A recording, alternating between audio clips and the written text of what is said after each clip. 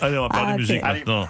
Avec, après cinéma, donc avec Joe Hume, aujourd'hui, vous nous emmenez à la Philharmonie de Paris. Jean-Pierre, Oui. Anne, Oui. JP, Oui. Nanou. Je sais que, en plus des métiers, oui, soyons-le, des métiers que vous exercez avec brio, vous êtes tous les deux d'énormes gamers, des Mozart du Joypad, des aficionados de Super Mario. Je vous sais également fin mélomane et j'ai donc une excellente idée de sortie pour vous ou pour les personnes que vous aimez à vous proposer l'exposition Video Games and Music, musique et jeux vidéo qui se tient en ce moment et jusqu'au 1er novembre 2026 à la Philharmonie de Paris. Alors ça, c'est Korobeimiki, un air folklorique russe du 19e siècle, mais plus connu partout dans le monde comme étant la musique du jeu Tetris, sorti en 1989 et entrée dans l'inconscient collectif, tout comme celle de Super Mario.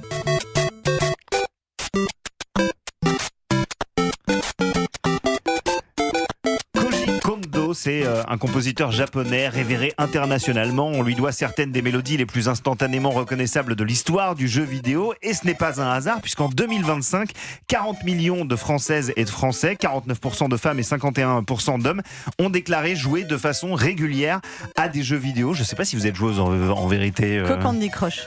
Ah bah Candy Crush, c'est du jeu vidéo. C'est du jeu vidéo et c'est de la musique qui vous reste aussi pas mal dans la tête. Non, parce que je fais en silencieux. Ah d'accord, ok. Mais franchement, cette expo, elle s'adresse aux amateurs, non uniquement ou pas? Alors non, justement au contraire, parce qu'avec des dizaines d'installations interactives, des projections thématiques, il y a des pièces de collection fascinantes, c'est une exposition qui s'adresse autant aux novices qu'aux initiés. On en apprend par exemple beaucoup, ça c'est hyper intéressant, sur l'arrivée de la musique évolutive, c'est-à-dire celle qui, sur la base d'une composition établie, évolue selon vos actions en tant que joueuse, en tant que joueur, avec la manette en main. On admire aussi l'astuce des compositeurs pionniers du jeu vidéo qui devaient contourner des contraintes techniques incroyables à l'époque pour proposer des partitions complexes qui sont devenues aujourd'hui des classiques.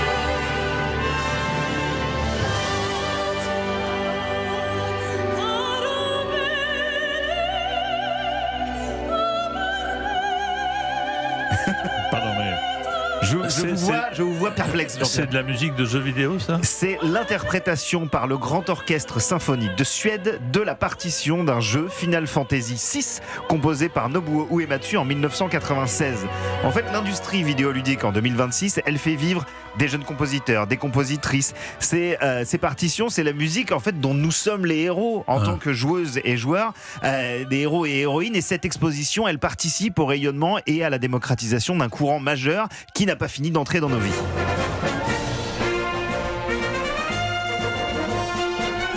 Bon, et puis dernier argument, on va pas se le cacher, c'est les vacances scolaires. Oui, c'est un peu le moment idéal pour emmener vos enfants ou petits-enfants passer quelques heures dans l'immense salle de jeu qu'est cette exposition Video Games and Music où ils pourront jouer à plein de consoles de jeux vidéo gratuitement. Il n'y a pas besoin de mettre de sous dans la tous les jours jusqu'au machine. 1er novembre au musée de la musique et de la Philharmonie à Paris. Merci beaucoup mon cher Joe. Avec plaisir. On écoute un peu de musique maintenant, Marion? Oui, alors pas une musique de jeu vidéo, non. J'ai choisi l'artiste